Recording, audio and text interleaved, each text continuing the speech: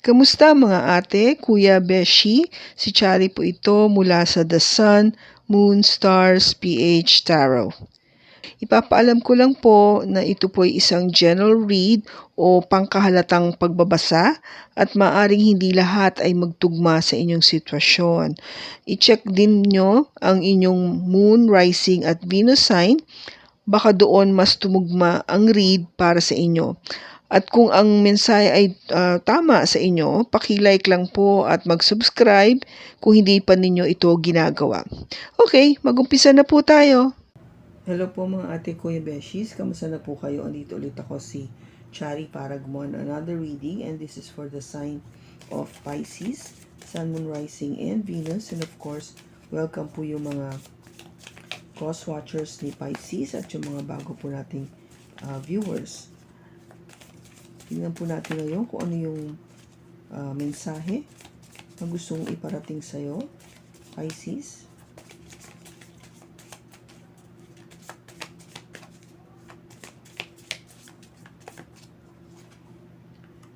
Tested and labyrinth.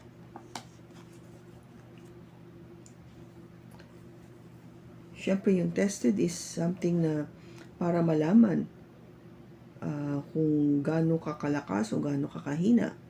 Ito yung nagiging basehan nung pagbibigay ng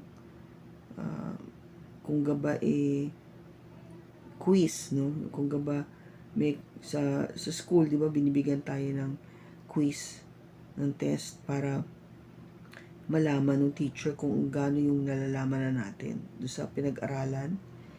Ganon din ang buhay, no? We are being tested para malaman kung may natutunan ba tayo o wala sa mga pinagdaanan na natin. Gaano ba tayong kahina o katapang para harapin yung mga challenges na binibigay sa atin. Yung labyrinth is, even when you feel lost, there is always a way through the labyrinth. So, ito yung parang maze, di ba? Parang isang magulong daan. Magulo siya tignan kung sa malayo. Pero, kung andun ka sa loob, alam mo na merong labas ito. Meron kasi siyang entrance, no? Nakapasok ka eh. Sabihin merong daan palabas. Ang nagiging challenge lang dito is paano mo hanapin yung palabas. Okay? Pero alam mo na makakalabas ka dito. You know there's always a way out. Kailangan mo lang hanapin. Same with life, no? Same with anything that you're being tested. Kailangan mo lang makita, no? Maging aware ka na okay, ito yung pinagdadaanan ko ngayon. Hindi madali. Maraming pasikot-sikot. Maraming labas-pasok ang dinadaanan. Pero alam ko matatapos din ito at malalagpasan ko to. So it's really a matter of yung attitude mo towards this, or yung mindset mo, no, yung pag-iisip mo kung paano mo to harapin o tatahakin. Okay? So tingnan natin sa tarot kung ano yung mensahe. We have the King, we have the Knight of Swords, the Hierophant,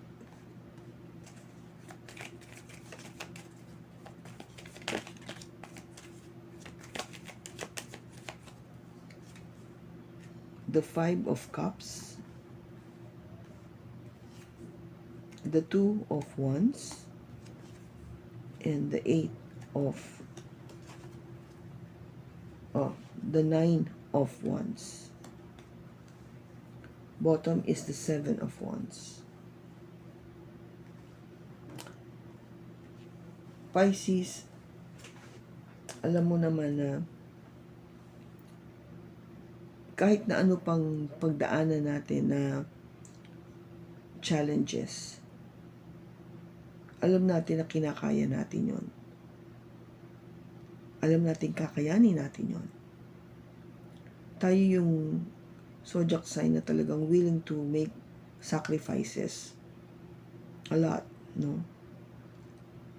Not really for ourselves, but for other people. Pero, ibig sabihin, kahit na ano mang ito, puprotektahan at proprotektahan mo yung mahal mo, and then yourself. Whatever it is na talagang hinaharap mo ngayon, you'll make sure na hindi masasaktan yung person mo. And then you. Okay? Kasi, with the death card, alam mo magkakaroon ng pagbabago.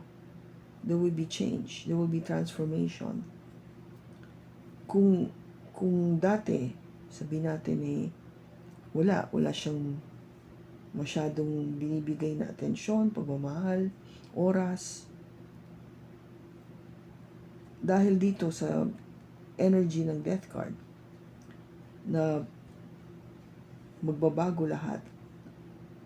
Kasi ngayon, may mag-o-offer ng love sa'yo.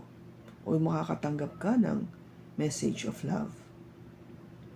Sabi ko nga, kung dati hindi ka pinapansin, hindi siya sweet, hindi nag-effort, ngayon may marireceive ka na. Dahil may nagbago. Something changed. Something died.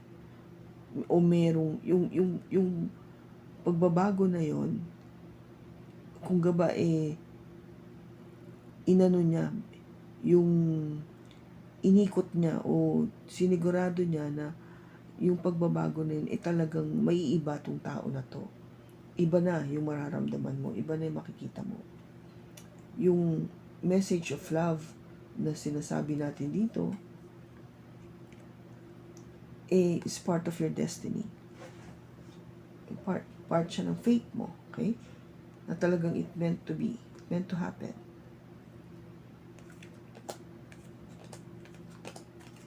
Now, kung yun nakaraan, nagmamadali yung person mo o nagmamadali ka, take it as it resonates, Pisces, na magkaroon ng relationship. Kasi yun ang nakikita mo, no? That's what you wanted. Na magkaroon nga ng relationship with this person and you think na siya na nga talaga, the one na mapapangasawa mo o magiging kasama mo panghabang buhay. But somehow it didn't work, no? Hindi siya nag-work out kasi nagkaroon kayo ng sort of an ending or regret. You especially, Pisces, nagkaroon ng regret, no? Kung gabat somebody may nagtumalikod, no? Tumalikod sa relationship na to. At pinabayaan, kinalimutan yung relationship. Kaya ngayon, ang decision mo is really to look into something na talagang worth your time, worth your love, worth your attention, na hindi lang basta-basta, na hindi na magmamadali, no? Hindi mo mamadaliin ito na mangyari. The thing is, you're now willing to wait for the right person to come.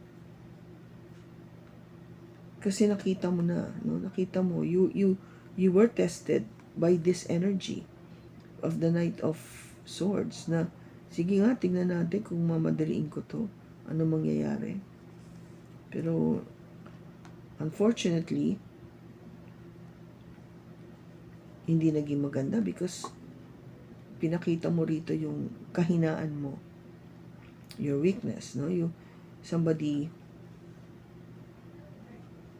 turned their back, no? Tumalikod sa relationship na to. At pinagsisisinan niya, no?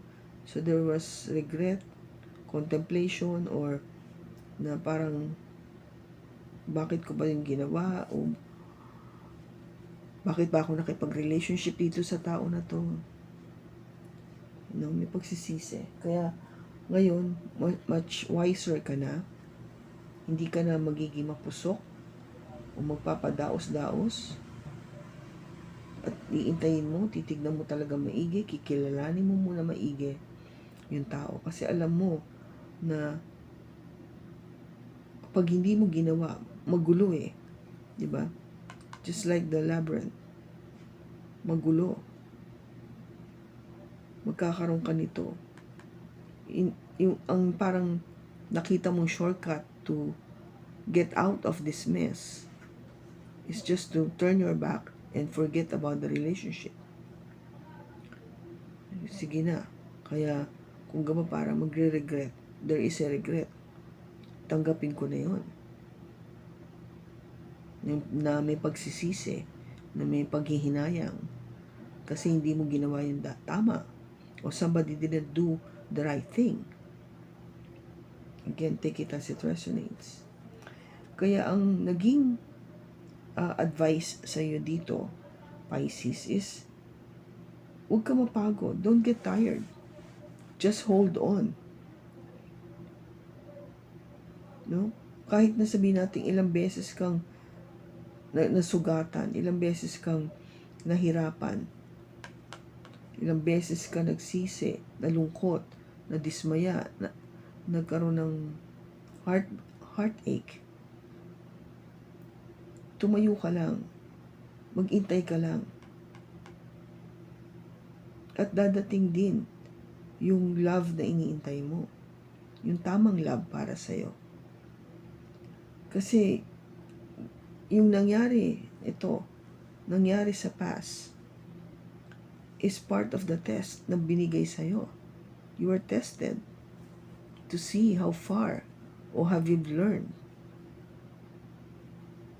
Kung natuto ka na ba? O meron ka pa rin kailangan matutunan? O uulitin ko ba ulit sa'yo itong ginawa o itong nangyari sa nakaraan para maintindihan mo na ngayon, this time? Yun yung mga tinitignan sa'yo, Pisces. Kaya kailangan, para hindi na maulit muli ito, just be patient. Be patient. Be patient. And just, continue to fight. Be strong. And believe that one day, dadating yung love na yon that is truly meant for you. At ito yun. This is the way to get out of the labyrinth. Para makalabas ka dito sa gulo na to. Sa itong magulo at kung gaba buhol-buhol na daan. Diba? Ano yung advice pa para kay Pisces?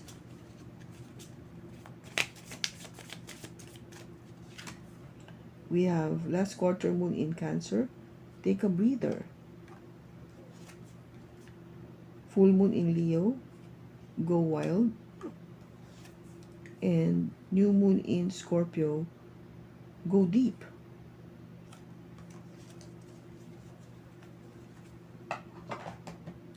Now, tignan natin kung ano yung characteristics ng person mo. Yung dadating na person mo. Once you have learned your lesson and see kung ano yung type ng tao na dadating sa'yo.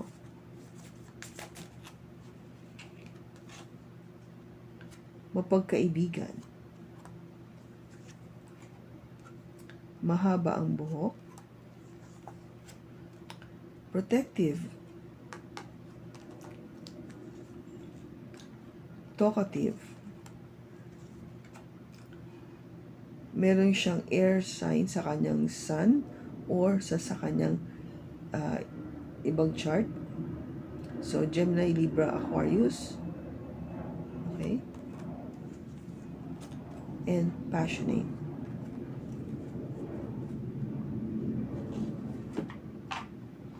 Okay? Pisces, I hope na nakatulong ito sa'yo.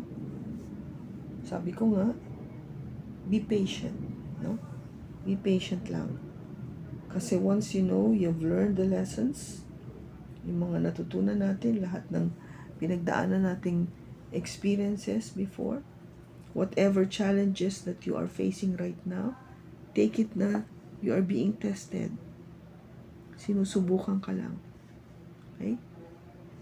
Para makita kung kaya mong makalusot sa gulo na ito. So be strong, be patient, be wise, and believe that one day, everything will clear out. Okay? So maraming salamat sa pagsama mo sa akin, Pisces. Sa susunod po muli, ingat ka and God bless.